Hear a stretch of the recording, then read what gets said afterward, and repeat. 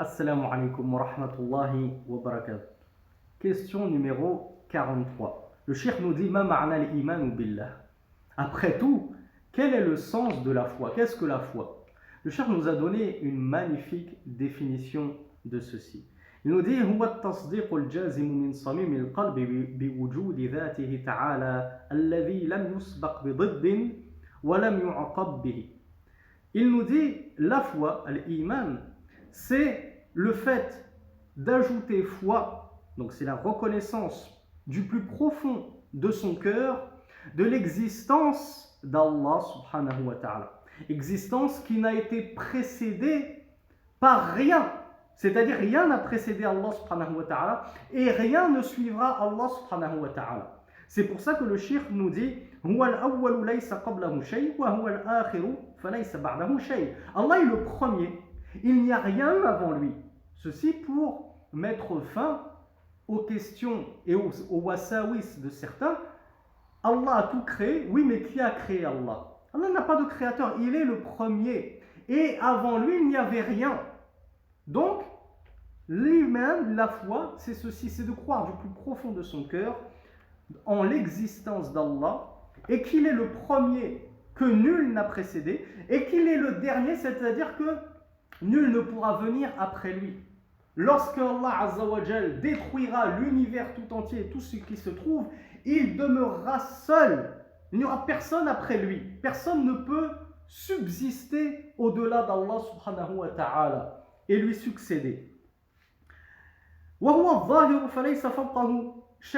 est l'apparent et il n'y a rien au-dessus de lui subhanahu wa ta'ala. Allahul a'la. Sabbih isma rabbikal a'la. Allah nous dit dans le Coran, proclame la gloire d'Allah, sachant qu'on a déjà vu que at-tasbih, on a déjà vu la définition précise qui signifie épure Allah de toute imperfection. Donc le verset nous dit épure Allah de toute imperfection, ou plutôt épure ton Seigneur le Très-Haut de toute imperfection. Sabbih isma rabbikal a'la. On voit que Allah c'est le plus haut. Il n'y a personne au-dessus d'Allah subhanahu wa ta'ala. Wal batin falaysa dunahu shay. Et hayyun qayyum. Allah est le vivant par excellence. Qayyum, celui qui subsiste par lui-même et qui ne meurt jamais. Ahadun samadun. Ahadun, il est le seul, l'unique. Samadun, certains le traduisent par le transcendant. Et alors ceux qui le traduisent par le transcendant ne comprennent pas forcément ce que veut dire le terme transcendant. En réalité, Samadun, comme on l'a vu pour la définition de tasbih qu'on traduit par gloire ou glorifié, alors que c'est plus précis que cela, Samadun, ça signifie celui dont toute chose a besoin et est tributaire, c'est-à-dire celui dont dépend toute chose, comme l'a défini le Cheikh Ibn Baz, rahmatullahi alayhi. Lam yalid wa lam yulad. Il n'a pas enfanté et il n'a pas été enfanté. Wa lam yakun lahu kufuwan ahad. Et il n'a pas d'égal. Tout ça, ça rentre dans la définition et le sens de la foi. La foi, c'est quoi? C'est de croire du plus profond de son cœur en toutes ces choses que vient de nous énoncer le Cheikh Hafidh al-Hakami, rahmatullahi alayhi. Puis il conclut en nous disant que la foi c'est aussi tawhiduhu bi uluhiyatihi wa rububiyatihi wa asma'ihi wa sifatihi. Et bien sûr que la foi c'est également, si ce n'est avant tout, de concrétiser et d'apporter at-tawhid, le monothéisme d'Allah subhanahu wa ta'ala dans sa divinité, c'est-à-dire en adorant que lui, en ayant conscience et en reconnaissant et en affirmant qu'Allah est la seule divinité véritable et donc en l'adorant de sorte, c'est-à-dire en lui vouant en exclusivité toutes nos adorations, sans les détourner à qui que ce soit.